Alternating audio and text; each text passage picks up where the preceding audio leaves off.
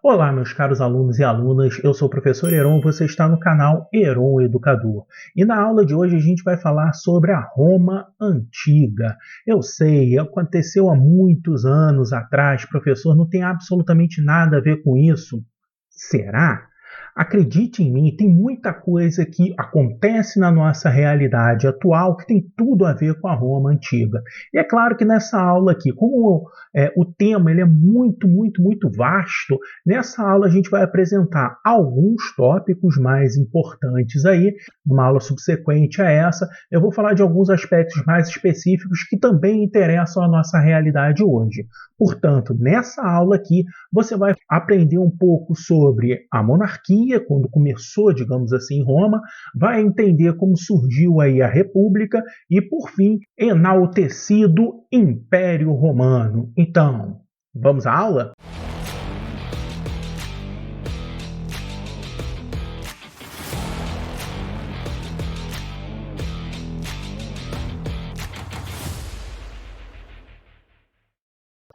Então, basicamente, a gente vai começar falando aí do surgimento, digamos assim, de Roma. Roma vai ser uma cidade-estado, a gente já viu o conceito de cidade-estado quando nós falamos aí sobre a Grécia. Cidade-estado é aquela cidade independente, militarmente, politicamente e tudo mais. Era uma cidade-estado etrusca, o povo etrusco vivia na região onde é hoje a Itália, o país Itália, né, na região geográfica ali chamada de Península Itálica, bem ao centro da Península Itálica, junto com outros povos. Então Roma surge uma cidade pequenininha e vai ser governada inicialmente por uma monarquia, certo? A ideia aí do poder passando de pai para filho e sempre de uma descendência de etruscos. E também vai ter ali, para governar o Estado, para governar a cidade-estado, melhor dizendo, o Senado, que era uma organização de anciões, também todos eles ali de origem etrusca, aqueles que detinham, de certa forma, aí, o poder. E a gente deve também perceber que Roma vai ser fortemente influenciada pela cultura helenística. A gente observou lá na aula sobre Grécia que a cultura grega ela vai se espalhar, né, chamada cultura helenística, ela vai se espalhar por quase todo o Ocidente, pelo Oriente, principalmente aí com o Império da Macedônia, e também a gente deve observar que uma parte da Península Itálica era uma colônia da Grécia chamada Magna Grécia. Então essa cultura vai influenciar muito tanto na religiosidade, com a crença em vários deuses, como na parte cultural, mitológica e por aí vai. A cidade de Roma, inicialmente, ela vai ser dividida entre dois grupos dos mais fortes, digamos assim, que eram os patrícios, detentores de terras, que ainda tinham alguma ligação lá com os etruscos, e também os plebeus. Quem eram os plebeus? Basicamente todo o restante da população, seja ela uma população que voltado mais para o comércio, que tinha algum desenvolvimento ali econômico, e as demais populações ali, pessoas pobres, trabalhadores e por aí vai. E, como toda boa sociedade da época antiga, a gente tem um grupo grande de escravos dentro da sociedade. E a gente deve dar sequência aí que a monarquia ia relativamente bem até que começou a dar sinais de perder, digamos assim, o seu poder com o fortalecimento cada vez maior por parte dos patrícios. É claro que os plebeus vão influenciar também nessa passagem da república para a monarquia em Roma. Isso vai acontecer em 509 a.C., onde os plebeus ricos e principalmente os patrícios vão conspirar para derrubar o rei Tarquínio. A gente vai observar que o rei já estava com o poder bem desgastado, o Senado muito fortalecido, principalmente com base aí nos patrícios, e esses patrícios começam a reivindicar diretamente a governar Roma, governar a cidade. Ainda estamos falando de uma cidade, não falamos ainda de toda a expansão romana que vai acontecer justamente nesse momento da República.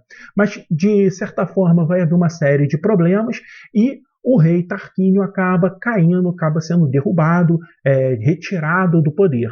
E aí, de fato, inicia-se o período chamado República. A República ela é uma situação muito, digamos assim, complexa dentro de Roma, porque o poder era dividido, não havia possibilidade de uma pessoa só governar a República. A República, na maioria das vezes, tinha o governante, os governantes, melhor dizendo, tinha um mandato aí de cerca de um ano, então era difícil alguém ficar mais tempo no poder, havia um revezamento muito grande e também uma divisão desse poder bem grande.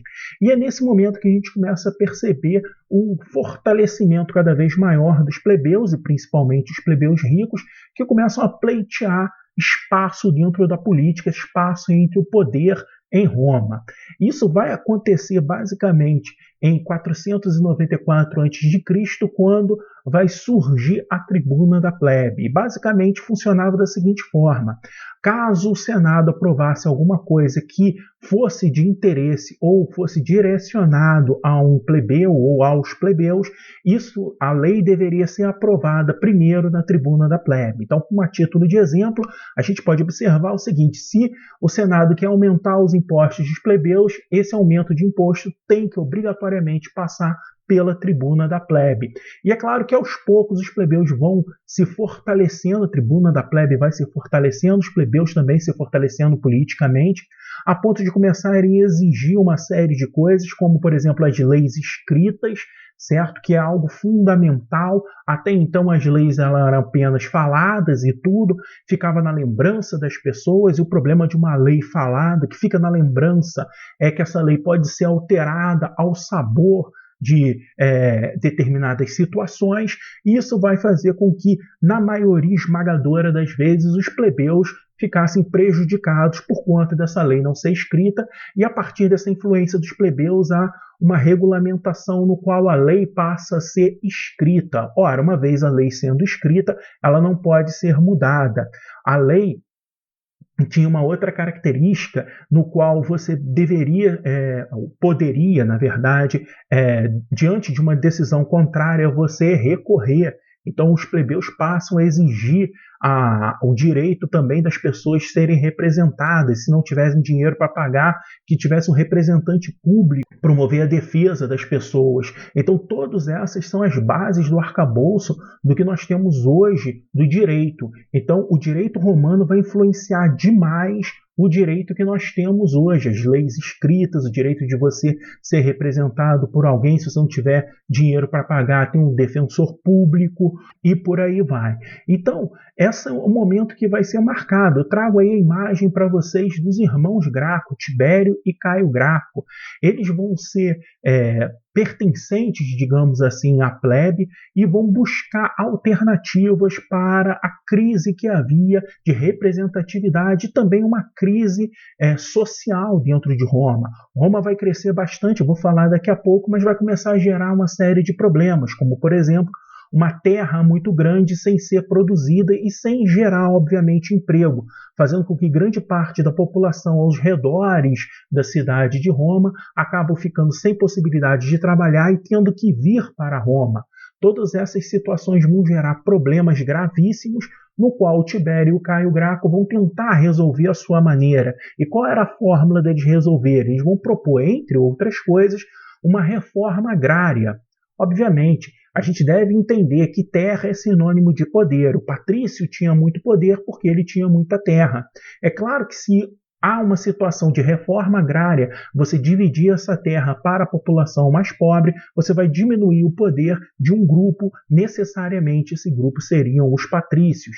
E é por conta disso que o Tibério Graco acaba sendo assassinado e anos mais tarde, quando seu irmão, o Caio Graco, vai ser tribuno da plebe, ele também acaba sendo assassinado porque seguia basicamente as mesmas ideias. E aí, é claro, está no momento de a gente falar sobre a expansão romana. É no período da República que Roma se mostra toda a sua grandiosidade, todos os caminhos levam a Roma. Roma vai dominar grande parte da Europa, o norte da África e uma parte do Oriente. Eu vou mostrar aí rapidinho um vídeo para a gente apresentar, digamos assim, toda essa expansão romana.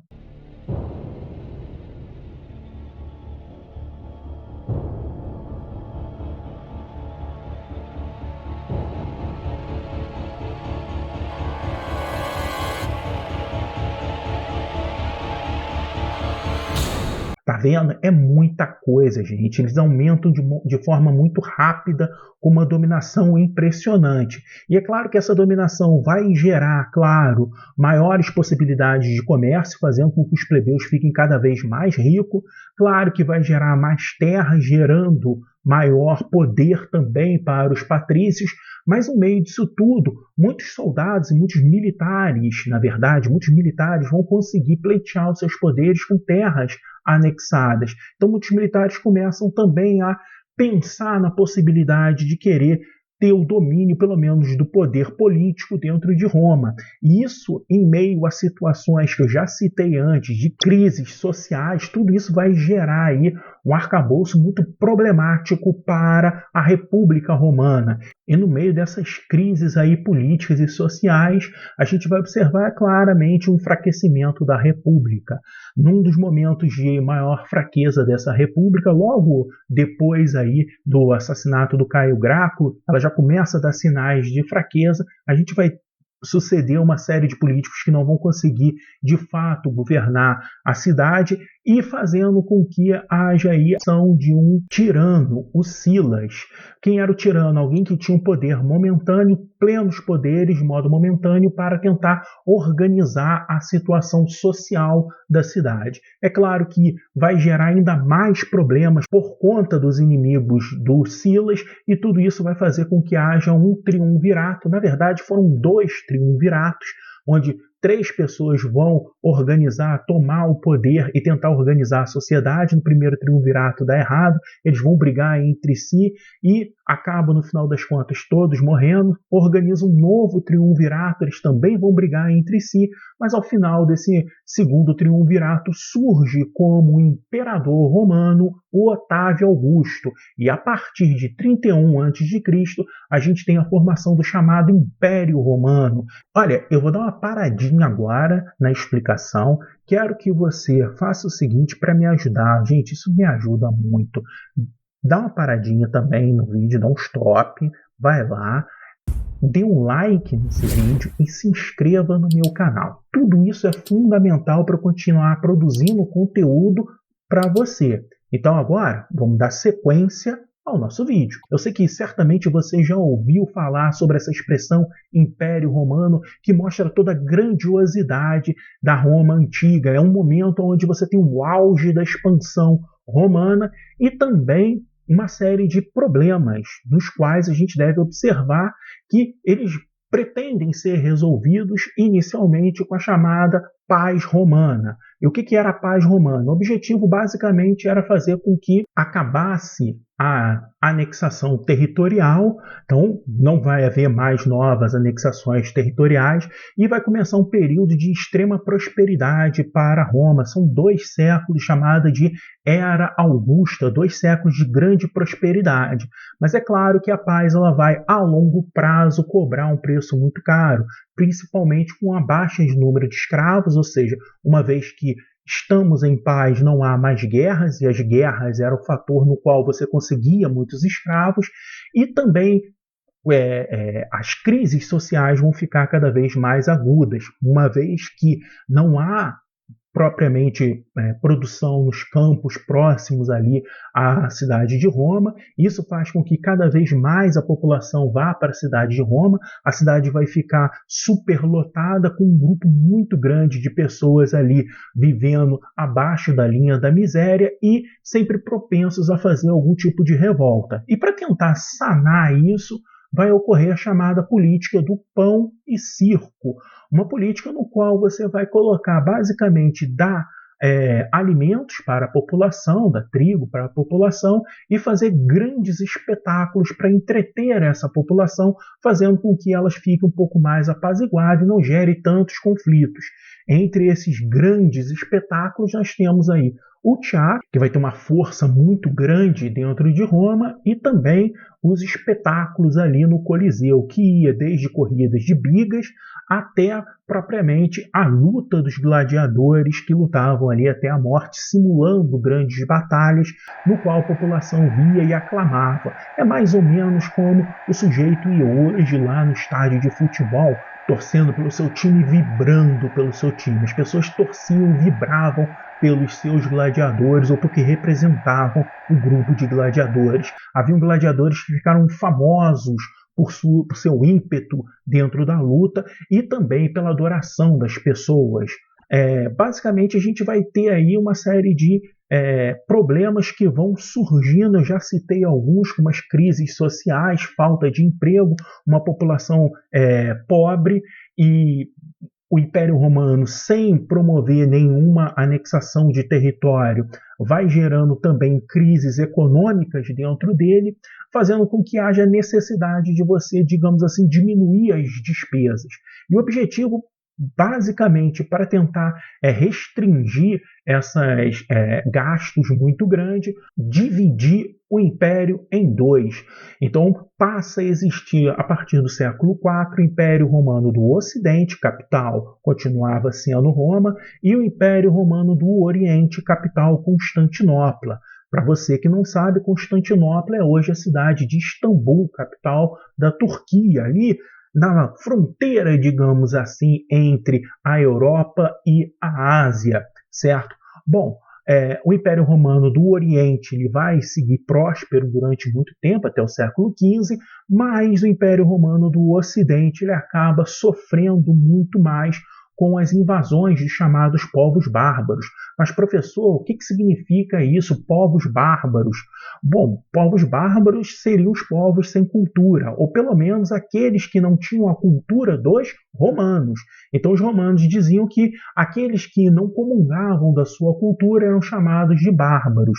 Portanto, principalmente os povos ali do norte da Europa, eles começam uma série de invasões, percebendo também que o Império Romano era pouco guarnecido, ainda por conta das crises econômicas, fizeram com que houvesse pouco investimento em soldados e principalmente na proteção das fronteiras. Esses povos bárbaros, com certa facilidade, vão invadindo as fronteiras do Império Romano, até propriamente chegar nas cidades e na cidade de Roma, que vai cair, pelos povos de Érulos, isso em 472 depois de Cristo, e aí acaba, digamos assim, o Império Romano do Ocidente. Põe fim ao Império Romano. Rômulo Augusto foi o último imperador que caiu diante da invasão dos bárbaros. O que vai acontecer? As cidades vão ficar extremamente perigosas porque eram foco das invasões dos bárbaros, eram onde os povos iam e saqueavam, e a população, com muito medo, principalmente aqueles que detinham alguma situação financeira melhor, eles acabam fugindo para o interior, criando o chamado colonato. É a base do que a gente vai observar na nossa próxima aula, que nós vamos falar sobre a Idade Média, a construção do feudalismo. Mas agora acabou, eu vou ficando por aqui. Agradeço demais a você por estar assistindo esse vídeo. Até a próxima e valeu!